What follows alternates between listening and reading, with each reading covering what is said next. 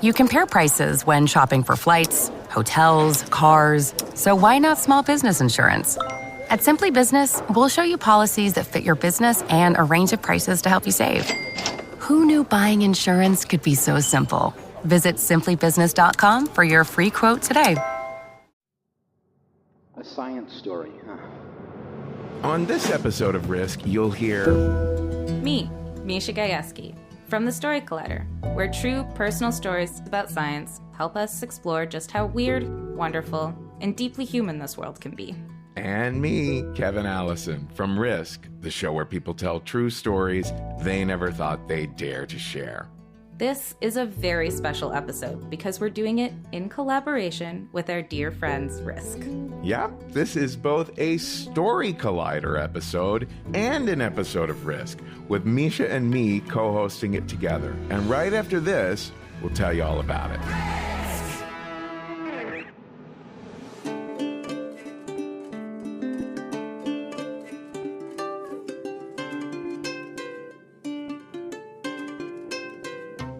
All right, folks, this episode is called Where It Hurts, stories about the importance of compassion in healthcare. And we're going to tell you just a couple of things before we hear our first story. Both of the stories in today's episode were part of a show that Risk and Story Collider hosted last year in New York at one of our go-to spots, Caveat. The night explored the intersection of women's health and science, and the result was as moving as it was revealing. Both of the stories in this episode shine a spotlight on the gaps in our healthcare system, especially when it comes to how women are heard, treated, and cared for. Now, later on, we'll be hearing a story from Mary Sin, who's been on Risk a few times over the years. But our first story comes from someone who's new to us at Risk, Karen McCaffrey, the director of a sexual assault victims services program in Suffolk County, New York. And we should warn you that this story does include descriptions of sexual assault and rape, so please take care while listening and feel free to pause or skip ahead if you need to. So, here's Karen now with a story we call More Than Survival.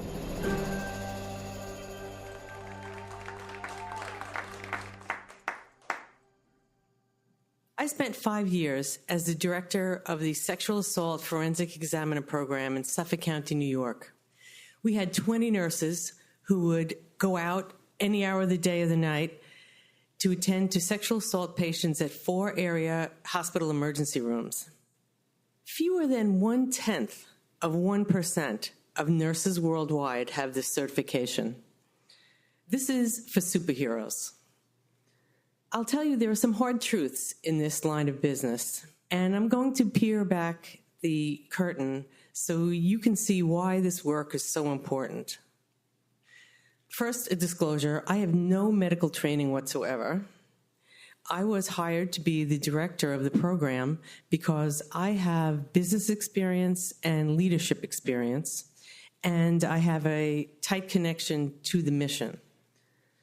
I'm a rape survivor. My trauma happened decades ago, in the 1980s, when I was 25 years old. It was the night before Thanksgiving. I had promised my parents I would bring a coconut custard pie that I would make, and I had stopped at the supermarket after work. It was pitch dark, and as I was putting my packages into my car, a man approached me from behind and put a knife to my throat. He told me if I made a sound, he would kill me. I froze. He pushed me into the front seat, he climbed in beside me and locked the door. I found myself debating, will I have time to unlock the door, open it up, and get out before he stabs me? I didn't think so. Then I thought, well, okay, if he stabs me, could I survive it? I also didn't think that. I pictured myself drowning in my own blood on the pavement next to the car and having my parents having to come and claim my slashed up body. It was really horrendous. Well, he demanded my money and jewelry. I handed over my cash and the ruby birthstone ring that my grandmother had given me for my 16th birthday. Then he tied my hands to the steering wheel. I knew what was coming next, and I could not stop him. He took his knife, he cut through my clothes, and raped me. It was disgusting. It was traumatizing. It's hard to explain how deeply a violation like that can reverberate in you. It is soul-crushing. When he finished, he told me to count to 100, or he'd come back and kill me. So as I was counting, I looked around. I couldn't see any people. I only saw headlights of cars passing my car. I got to about 25, and then I just leaned on the horn and beeped and beeped and beeped until someone came and cut me loose. I wrapped my coat around me. I went into the store. This was before cell phones, so the manager is now on the phone by the cashier, and he looks at me and he says into the phone, "She's okay." I just said to him, "I am not okay." He called the ambulance, he called my boyfriend.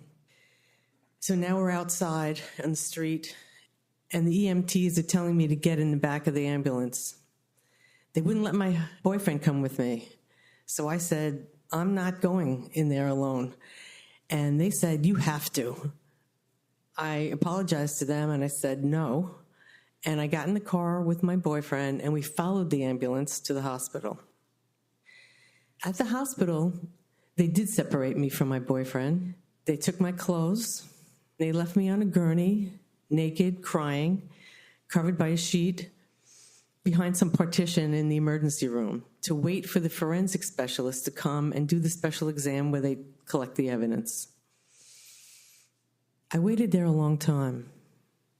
While I was waiting, two young guys approached me. They had white jackets and they were needling each other. And they came over to the gurney, and one of them told me he was going to give me an anal exam. I said, "No, I'm not having that." And he said, "It's necessary." They never introduced themselves, and they never explained why that was necessary, and I still protested. Despite that, he lifted the sheet, and before I knew it, he thrust his finger in my bottom and then yanked it out, and the two of them walked away tittering to one another. I went further into shock. Moments later, the other character came back, the young guy, and he said he was going to do an anal exam. And by now, I had caught on to what their game was, and I said, "If you touch me, I'm going to scream." And he scurried away. Eventually, the forensic examiner came and did the exam, and then released me to the doctor who was the attending physician in the emergency room. I begged him to give me the medication that would prevent me from becoming pregnant. He told me no. He said there might be unpleasant side effects from that medication. I said I didn't care. I could not be forced to conceive a child with this rapist. He told me, "Look, if you get pregnant from the rapist, you just come back for an abortion." I said, "I cannot do that. That would be much too traumatic for me. I just want the medication." He told me that his decision was best for me. I was re-traumatized all over again. Now, I just wanted to go home, wash the ick off of me, and climb into bed. But the NYPD insisted that I come directly to the precinct. I sat on a hard wooden chair while the detective grilled me and had me repeat over and over again what happened. We were surrounded by 3 or 4 other men who just seemed to be there to listen to the salacious details of my assault. I felt exposed and vulnerable. It was horrible. The detective repeatedly referred to my alleged assault. I said to him, "Don't you see these abrasions on my wrists? What are you talking about?" And he said to me, "You could have been role-playing." I said, "Really? With a stranger who robbed me with my groceries in the car?" I was incredulous. Then they repeatedly referred to the perpetrator as a gentleman, as in, what did the gentleman do next? I lost it. I said, "Stop calling him a gentleman. This man raped me. He's a criminal." They ignored me. Then they told me how lucky I was. Now, I know they mean because I had not been murdered. But to tell someone who's been brutalized to look on the bright side of their rape is not compassionate or helpful at all. Finally, they were finished. I went home, scrubbed myself off, and tried to get a few hours of sleep. The next day was Thanksgiving. I got up, I made the pie. When I brought the pie to my parents' house, I knew that I would not be telling them what happened to me over the prior 18 hours. I did not want to ruin Thanksgiving for my parents or my 5 siblings. Some days after that, I did disclose to them what happened and to my friends in a very cursory way. It was decades, though, before I really came to terms with the assault at the hospital. However, weeks after the assault, I called the police to find out any updates on my case. And the update was that the detective had been promoted. He had moved on to other things. No one was working my case. And the evidence would not be sent out for testing for the DNA of the perpetrator. I felt betrayed by everyone I turned to. I had reached out in my hour of need and was met with predation, derision, and apathy. It was overwhelming. This is why many decades later, when this position opened up to be the director of the Forensic Examiner program, I thought, I have something to offer these survivors: advocacy. I used my experience, as well as the talents of the women I worked with, to go to Albany and petition for victims' rights, to teach at hospital emergency rooms about trauma-informed care, and to lecture at the Suffolk County Police Academy in conjunction with the forensic team and also the Suffolk County District Attorney's Office about protocols for handling sexual assault victims. I felt like I was part of a team that was doing something useful for this very neglected population. This was further underscored, actually, when 2 of the nurses that I worked with asked me to present with them to the International Association of Forensic Nursing annual conference in Dallas in 2022. We did a presentation about how we had built our program, how we had recruited nurses and mentored them and developed helpful protocols. We wound up winning 2nd place at the conference. But that was just the icing on the cake. What really made me proud was the more than 1,000 patients that we helped during my 5 years tenure with the program. That these people had maybe a slightly easier road than some of the people before them. And none of this would have been possible without the unbelievable team that I worked with. These nurses, the level of professionalism and grace that they bring to the job was inspiring. And I want to express my profound respect and deep gratitude to them. I know a number of them are listening tonight, and I'm sending my love, and I just want to say it was a gift to work among you. Thank you.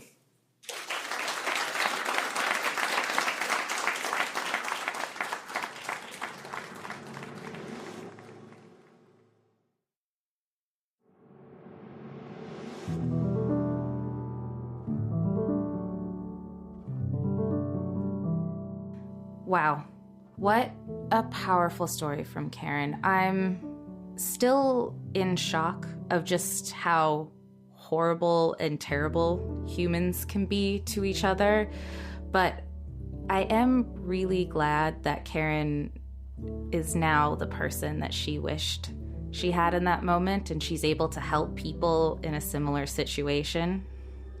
My goodness. I think those are some of the most important people in the world, the people who are the wounded healers, who went through something and are able to come back down and help other people going through similar things. Totally.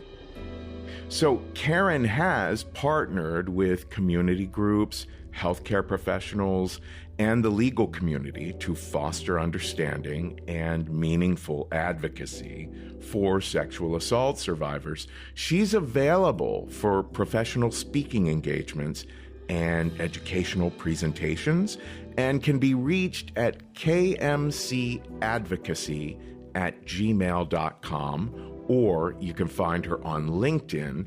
Just search for Karen McCaffrey, MBA.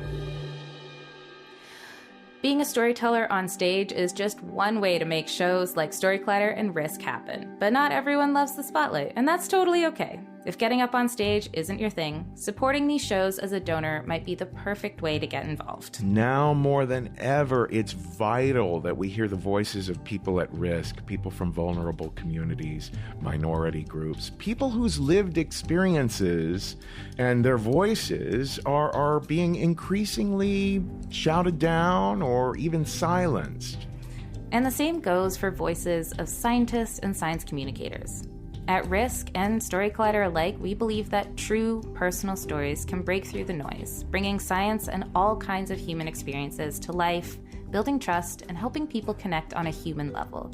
But neither of us can do it without your support.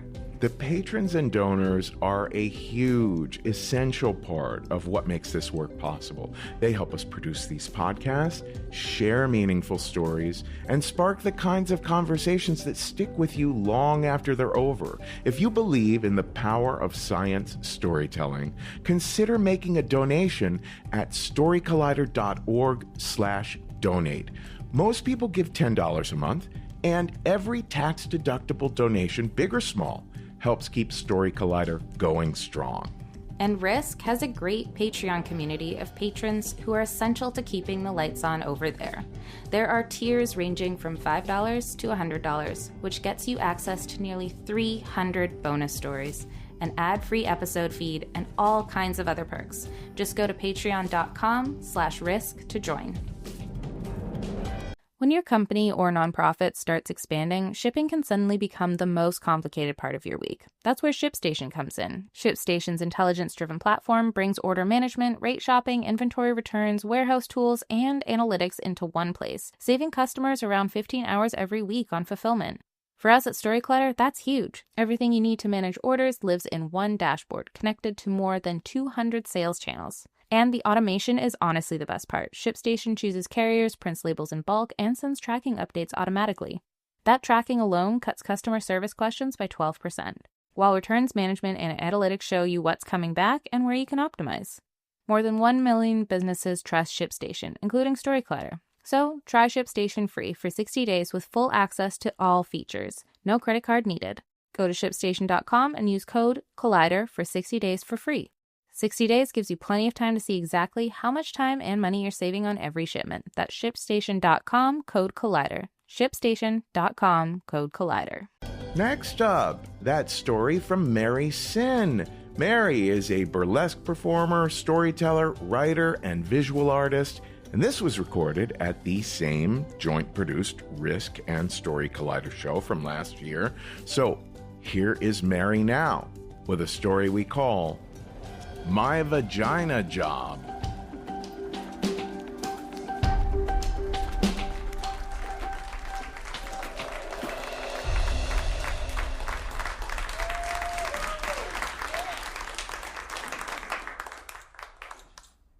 So I am at a wedding, and the guy next to me asks what I do for a living, and it's super loud, so I have to shout, I teach medical students how to give breast and pelvic exams.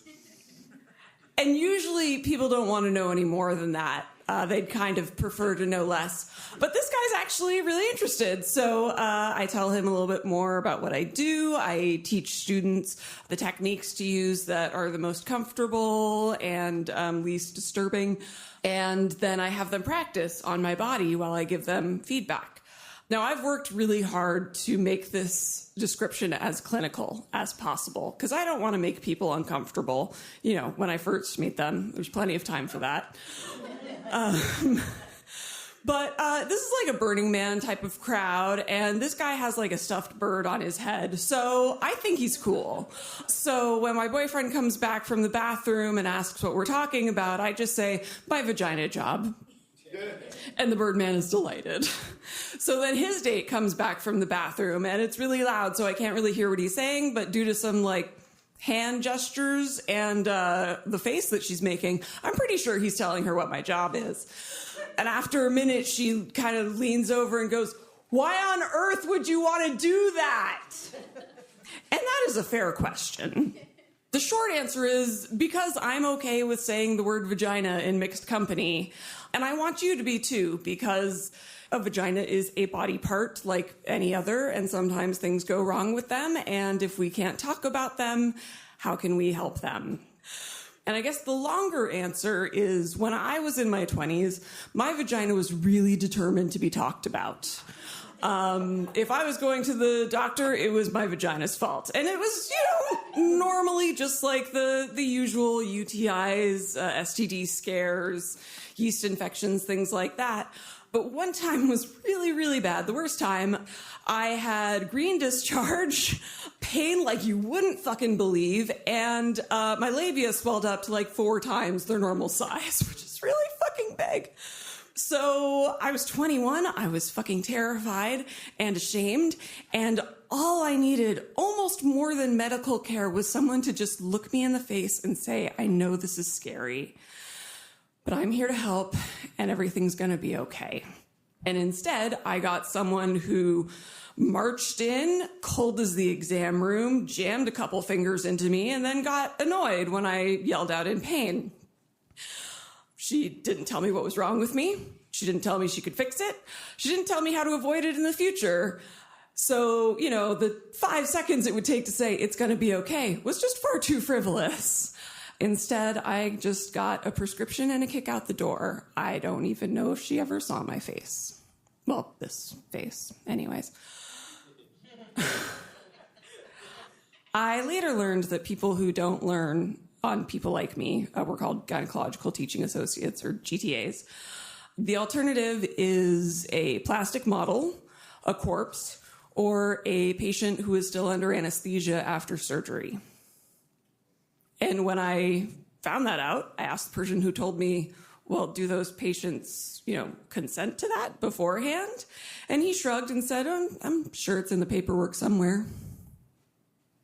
What a fucked up thing to teach your students, that a living, breathing person is no different from a corpse or a piece of plastic, as long as they're unconscious.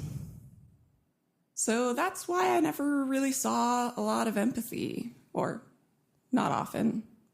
Because why waste empathy on someone you've already been trained to dehumanize? So after all of this, you might think, hadn't my vagina been through enough? And the answer is yes. But consider this, I am also largely unemployable. I have ADHD and a theater degree, so there are a million things I'm great at that no one will pay me to do.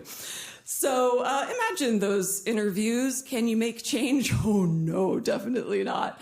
Do you have any office skills? Not really. Will you show up on time? Almost never. But I am very kind and empathetic And if you need someone to be really vulnerable in front of a group of strangers, I will knock your socks off. Yeah, try putting that on LinkedIn. It doesn't go well. So most of the jobs I've had have been of the "are you willing to do this" variety. And GTAing is kind of like the ultimate "are you willing to do this" job. I mean, public speaking and strangers touch your genitals? Most people would rather go to grad school. But I am a weirdo, and I don't really care if people see me naked. I am fine with public speaking, and it's fine if people touch my genitals as long as, I tell them to. And it turns out that I'm also really good at other things, like making people feel comfortable in awkward situations and showing people the kind of compassion and patience and empathy that I wished that doctors had shown me. And let me tell you, these students, they need it because they are fucking terrified. It is not uncommon for students in GTA classes to pass out or throw up. It's only happened to me twice in like 13 years now. The first one was a young woman, and luckily somebody caught her pretty quickly. She came to relatively fast, had some water, went out and got some air, and eventually came back and got through the rest of the class like a champ. But she stayed behind afterwards, ostensibly to thank me for the work I was doing. And she admitted that she had only been to the gynecologist once when she was a teenager, and it had hurt so much she had never been back. And she was clearly very ashamed of this. She knew it was important for her health.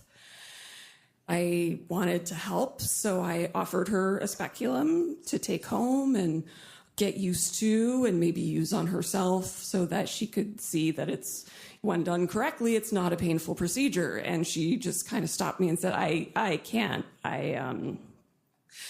I've never touched myself down there. I was afraid of hurting myself the way the doctor did. That is the level of trauma that a doctor can inflict without even trying. And that is the kind of damage that can be done in a society where people are afraid to say the word vagina.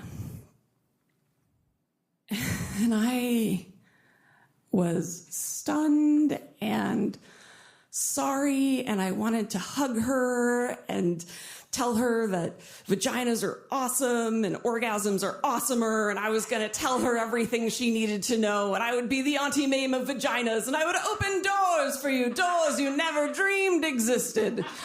But that would be a whole relationship mentorship thing, and she wasn't asking for that. So instead, I kind of was trying to come up with some helpful information to give her about maybe not poking the urethra, because that usually hurts me. And she stops me again and says, I actually was outside when you told us what everything is. Could you show me? And yes, I could fucking do that, thank God. So I jumped up on the table and I showed her what everything was and, told her what it did and what it was called. And she was just so relieved just to see a vulva and have it explained to her like any other body part, because that's what it is. And I told her she should maybe go home and spend some time with a mirror and get to know her body a little bit better. And that's really all she needed from me. She needed someone to look her in the face and say, I know this is scary, but I'm here to help you, and it's going to be okay. And that's really what all scared people need. And when it comes to genitals, there are a lot of really scared people. There is so much fear around intimacy. And like it or not, patient care is an intimate thing. You see people at their most vulnerable, their most naked. And if you can't at least acknowledge that, I don't think you can do it correctly. But I can do this well. The thing that I've always enjoyed about performing was creating intimacy, creating that connection, teaching people about themselves and about others, and feeling that discomfort that comes with vulnerability and just breathing into it. I am so happy to be in a job where all the things I thought were useless are now invaluable. And if you need someone to be vulnerable in front of a group of strangers, I will knock your fucking socks off.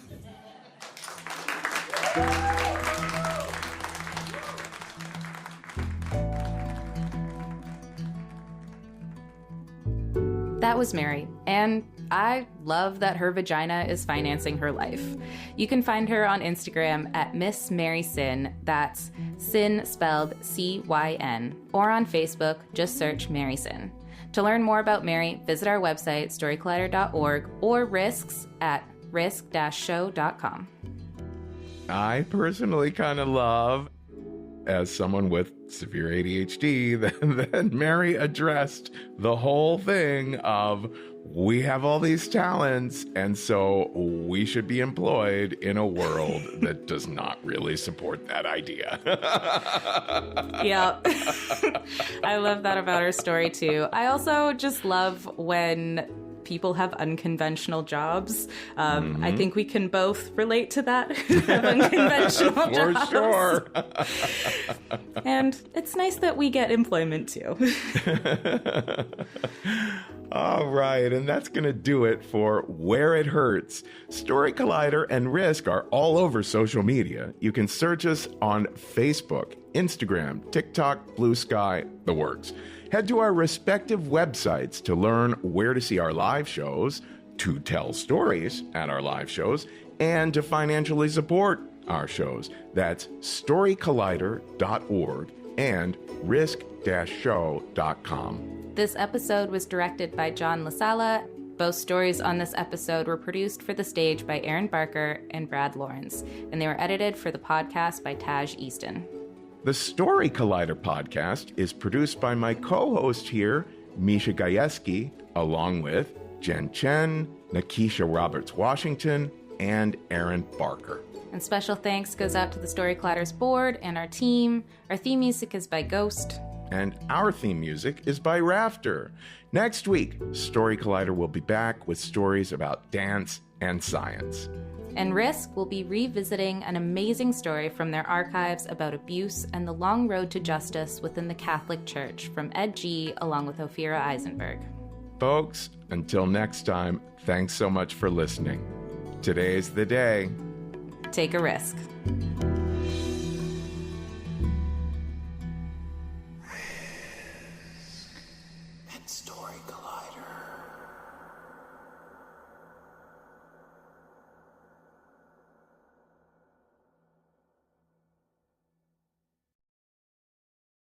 Looking for a podcast that helps you make small, smart changes that add up to a healthier life? Check out All the Hacks. Host Chris Hutchins brings on experts who break down complex topics into simple, useful advice. And one episode I just recently listened to is all about optimizing your oral health with Dr. Mark Berhenna. It dives into everything from the ideal daily routine and the effects of mouth breathing to the truth about fluoride, nutrition, and even how to choose the right dentist. It's one of those conversations that makes you rethink something you do every single day and shows how oral health connects you to your overall well-being in ways most of us never learned about. Whether you're focused on health, habits, or just leveling up your everyday routines, there's something on All the Hacks for you. Search for All the Hacks. That's All the Hacks in your podcast app. Hit follow and start upgrading your life today. Running a business means checking a lot of boxes. Let's see. Payroll? Check. Inventory? Check. Insurance? Good thing Simply Business makes getting small business insurance fast and easy. Check insurance off your list at simplybusiness.com.